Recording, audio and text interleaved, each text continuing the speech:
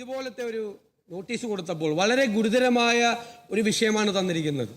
ചട്ടം ലംഘിച്ച്, നിയമം ലംഘിച്ച് പരോള് ക്രിമിനലുകൾക്ക് കൊടുത്ത് ക്രിമിനലുകൾ തെരുവിലിറങ്ങി കലാപം നടത്തുകയും ക്രിമിനൽ കുറ്റകൃത്യങ്ങളും ചെയ്യുകയും ചെയ്യുന്ന ഗൗരവതരമായ വിഷയമാണ് ഈ സഭാ നടപടികൾ നിർത്തിവെച്ച് ചർച്ച ചെയ്യണമെന്ന് ഞങ്ങൾ ആവശ്യപ്പെട്ടത്.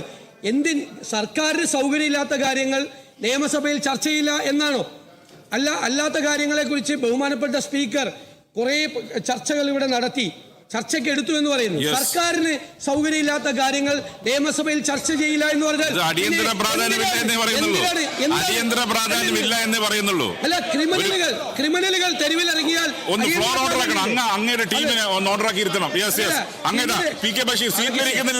പ്രതിപക്ഷ നേതാവിന് മൈക്ക് കിട്ടില്ല. അല്ല, അങ്ങനെ പറയില്ലേ? ഫ്ലോർ ഓർഡർ ആക്കണം. അദ്ദേഹം മുതിർന്ന അംഗമാണ്. നിങ്ങളുടെ ലീഡർക്ക് LOPക്ക് സംസാരിക്കാൻ നിങ്ങൾ അവസരം കൊടുക്കണം. നിങ്ങൾ തന്നെ ഫ്ലോറിൽ ഇറങ്ങിയാണെന്നാലോ? അദ്ദേഹം കൺക്ലൂഡ് ചെയ്യട്ടെ. Let him conclude. യെസ്, ഞാൻ പറയുന്നത് 20 പോലീസിനെ സ്റ്റീൽ ബോംബ് എറിഞ്ഞിട്ട് 20 വർഷം കോടതി തടവിന് ശിക്ഷിച്ച ക്രിമിനലിനെ 1 മാസം തികയുന്നതിന് മുമ്പ് 2-3 പ്രാവശ്യം പരോൾ കൊടുത്ത് അയാളെ തെരുവിലേക്ക് ഇറക്കിയിരിക്കുകയാണ്, സംഘർഷഭരിതമായ സ്ഥലത്ത്. അതിൽ അടിയന്തര പ്രാധാന്യം ഇല്ലെങ്കിൽ പിന്നെ എന്തിനാണ് ഈ സഭ കൂടുന്നത്?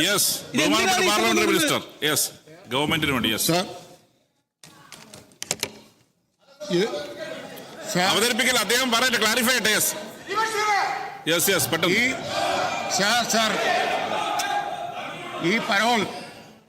ഈ പരോൾ അനുവദിക്കുന്നത്, പരോള് തടവുകാർക്ക് അനുവദിക്കുന്നതാണ്. അത് നിയമവും ചട്ടമൊക്കെ അനുസരിച്ചാണ് അനുവദിക്കുന്നത്.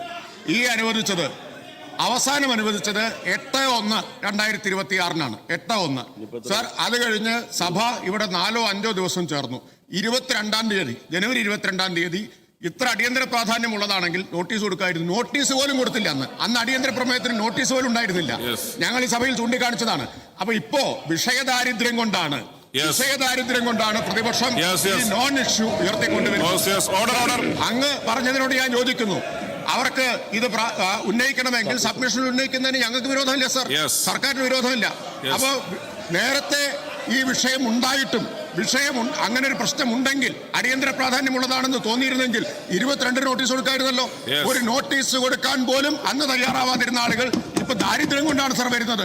പിന്നെ ഒരു കാര്യം കൂടി ഇവർ പറയുമ്പോ എല്ലാം പറയണല്ലോ സാർ. ഉമ്മൻചാണ്ടി മുഖ്യമന്ത്രിയായിരുന്ന കാലത്ത് ചീറ്റിംഗ് കേസിൽ ശിക്ഷിക്കപ്പെട്ട ശിക്ഷാളവ് കൊടുത്ത്